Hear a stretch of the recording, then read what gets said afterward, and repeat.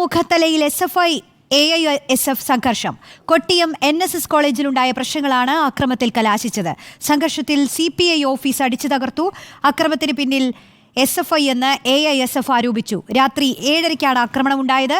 2 AISF പ്രവർത്തകർക്ക് പരിക്കേറ്റു. ദിലീപ് ദേവസ്യ നൽകും വിവരങ്ങൾ. ദിലീപ്, ഈ സംഘർഷത്തിന്റെ തുടക്കം എന്തായിരുന്നു? പോലീസ് കേസെടുത്തിട്ടുണ്ടോ?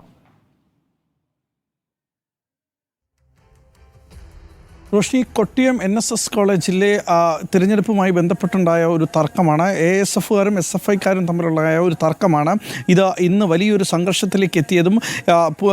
മുഖത്തലയിലെ CPIയുടെ ഓഫീസ് അടിച്ചു തകർക്കുക അടക്കം ചെയ്തത്. അടിച്ചു തകർക്കുക കൂടാതെ കല്ലെടുത്തെറിഞ്ഞ് എല്ലാ ജനൽ ചില്ലുകളും തകർത്തിരിക്കുന്നു. കൂടാതെ ഇതിനോടൊപ്പം തന്നെ ഇവർ AISFകാരുടെ കഴുത്തറക്കുമെന്നുള്ള ഭീഷണി മുഴക്കിയാണ് അവിടെ നിന്ന് പോയത്. അവിടെയുള്ള NSS കോളേജിലെ വിജയവുമായി ബന്ധപ്പെട്ട് അവിടുത്തെ മാഗസിൻ എഡിറ്ററെ SFIക്കാർ പൂട്ടിയിട്ടിരുന്നു.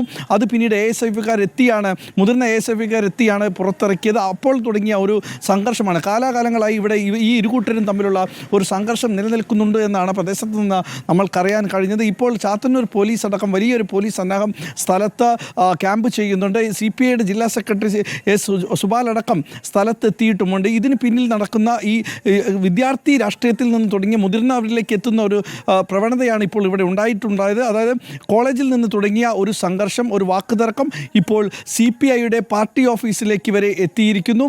കൊലവിളി മുദ്രാവാക്യം വിളിച്ചിട്ട് കൊലവിളി അടക്കം ഭീഷണിപ്പെടുത്തി വിളിച്ചുകൊണ്ടാണ് ഇവർ ഇവിടുന്ന് പോയിരിക്കുന്നത്.